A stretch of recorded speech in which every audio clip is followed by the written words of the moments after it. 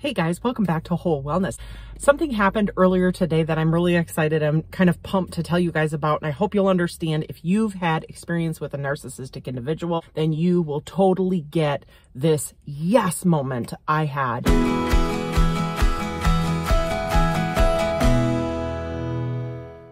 So my triggering job experience, I left in 2019. From 2014 to 2019, I had a horrific experience, in particular with one coworker. I worked with two narcissistic coworkers at this job. So it was a very interesting and complex and chaotic and drama-filled situation and experience. Narcissism is something I never knew about and never had any awareness or education about until I had this experience, got out of this job. A year passed. I finally sought counseling because I left the job in June of 2019, finally got counseling in June of 2020. And finally, when I got into counseling, things became clear. The layers of exterior peel, which I refer to as my pain from my childhood and growing up. And the reason why it was so triggering for me is I had a coworker, a narcissistic coworker, who when I started at that job was the accounts payable clerk. And when I was brought into the office, I was hired as the human resources and payroll clerk. My boss had told me about this, and he had been very transparent in the very beginning that this other person in the office had expressed interest in my job that I was eventually hired for. And he had asked me, do I want that job, her job, and to move her, you know, if he moved her into the payroll job, or would I prefer the payroll job? And I was like, I was completely honest with him. And I said, I don't really care because I've done it all as far as accounting goes. So I didn't really care where he put me because I was stoked when I talked to him that he had a full-time position available for me with benefits that allowed me and my family to move back to my home state. And I didn't know anything at the time. I was coming in very ignorant. And I had said to him, I don't care which job you give me. I'm grateful for a full-time job with benefits. So you put me where you think you could use me the most. And he put me in the payroll and HR job. Well, from the moment I walked in the door, unbeknownst to me at the time, only over the course of years and then getting distance and away from them and me being able to see the whole picture from afar, do I really see, or did I really see and understand the level of jealousy that this woman had for me the minute I walked in the door. What's worse is that I was very professional and calm and well-spoken and efficient and good at my job and had been getting pay increases and benefits and things like that. So I was going like this, where she was just sitting like this. And so not only did I take her job, she loathed me even more because I was succeeding well and moving up the ladder, and that drove her nuts. She developed an animosity towards me that she could not control, and that made her hate herself and me that much more. This is the cycle of narcissism. If you guys have not studied narcissism yet and you have not experienced narcissistic abuse, you will not understand what I'm talking about. You kind of have to be that type of person who has experienced narcissism on a close, personal, intimate level and have had been a victim of a narcissist prior to be able to understand the full scope of what I'm talking about.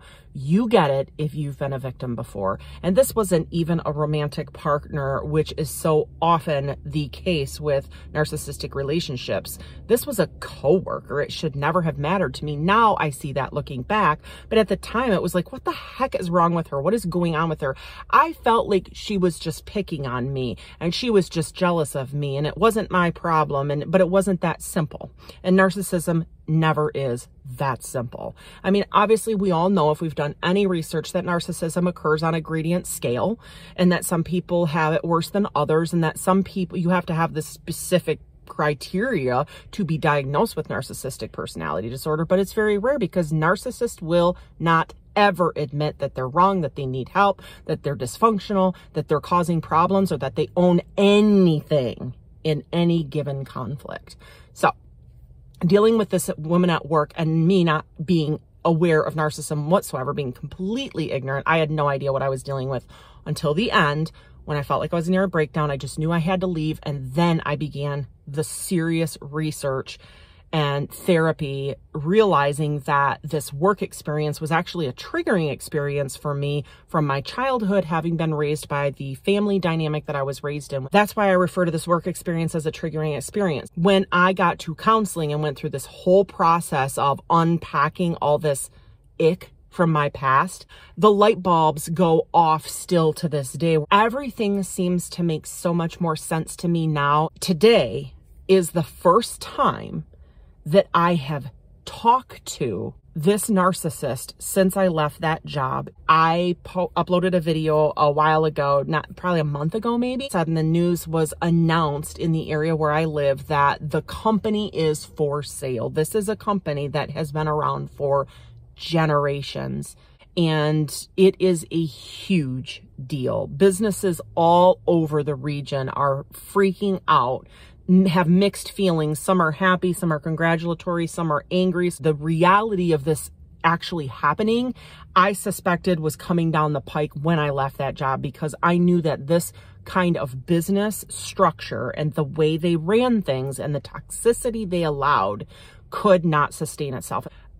To hear her voice on the phone automatically sent shocks through my blood. I had a physical reaction in the instant I heard her voice. I knew it was her, strangely enough, even though I've not talked to her or heard her voice in many years. As soon as she introduced herself, as though she didn't know who she was talking to, she knows darn well who she was talking to.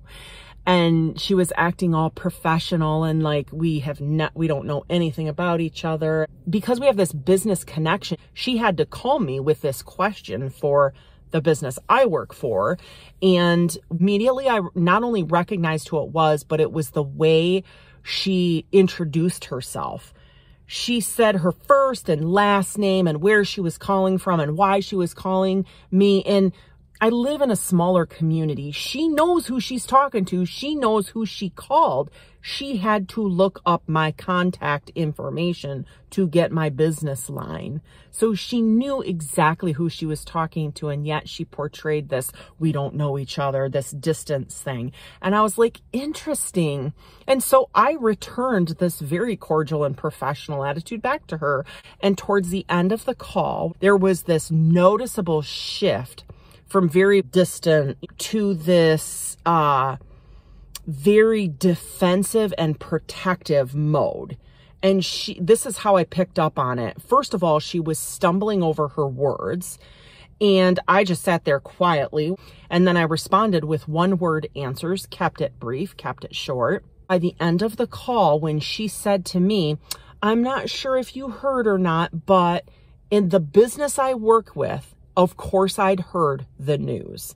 She would know that. That's why she was calling. I would have to know that because I deal in the accounting atmosphere. I would need to know this information about that entity, that enterprise selling. So for her to say something as asinine as, I'm not sure if you've heard or not, of course I've heard. So I didn't say anything though. I just let her talk. She said to me, some of our buildings have sold. And I went, in my head, I just kept quiet and let her finish, but my brain locked on to that statement. And I went, some of your buildings have sold. Hung up the phone with her and sat there going, wait a minute, you don't get it. But it's significant enough to me to go, wait a minute, she believes this herself, as is the norm for her. She believes her own lies. She's telling herself that the business is not for sale. She's buying the story that the investor or whoever, her bosses or the current owners selling the enterprise are telling her that your jobs are safe, that the place is not going to get broken up and split and divided and sold off in pieces after they do a few firings and reorganizations. And because this investor hired a management company that does this stuff, the investor hired a management company to run the organization. They're not going to keep people like that. They're going to have their own people. They're going to bring their own people in to run the place. And so I'm sitting there listening to her on the phone, and my ears picked up on this. The buildings are for sale. And I went, in my head, I went, you are so full of. literally, I'm sitting there going, this girl still to this day, 4 years later after I've been gone, and it's obviously, I knew this, but it was a great reminder to me, I'm not the problem. I never was. And so please, if you have experience with a narcissist or you're in the thick of it right now, this is a perfect example. It was never about me. It's not about you. You could be gone for 4 years like I have been, or almost 4 years, and the narcissist is still going to believe their own lies. They're still going to blame you. They're still going to think that you're the cause of all the heartache and the trouble in their life. They're buying it. They've bought it since they were a kid. It's a survival mechanism. Their brains taught them, or they're tricked out to believe. The business, the entire enterprise is for sale. The belongings, the people, the contracts, the land, everything, the equipment. It's not the buildings, sister, narcissist. Get your head out of the mud. And at the same time, I'm sitting there going, this doesn't warrant a correction or a response whatsoever, because I'm sitting there going, holy crap, is she delusional? And this is why, when we're talking about narcissism and narcissistic relationships, we're encouraging people to say, no contact, no reaction. Because the reaction is what feeds the narcissistic relationship. That is the food. That is the catalyst. It's not the narcissist. It's your reaction. Okay? So, I know it's hard. I know back in 2018 and 2019, towards the end of my experience, I could not have wrapped my head around that if I tried. The first couple of years I did, I ignored her, but I had no idea what I was dealing with. I thought she was just a petty, immature coworker. And I was successful, but she had such a good ability, and narcissists often do, to change the game and pull the rug out from underneath me. So I thought I was dealing with this for several months, and then it would shift, and then I'd be dealing with this, and then it would shift again. And I was like, what the heck is going on? That's how she was able to get her claws in and start shredding me from the inside out. And I allowed her, because I was unhealthy, but I didn't know anything about it until I got into counseling.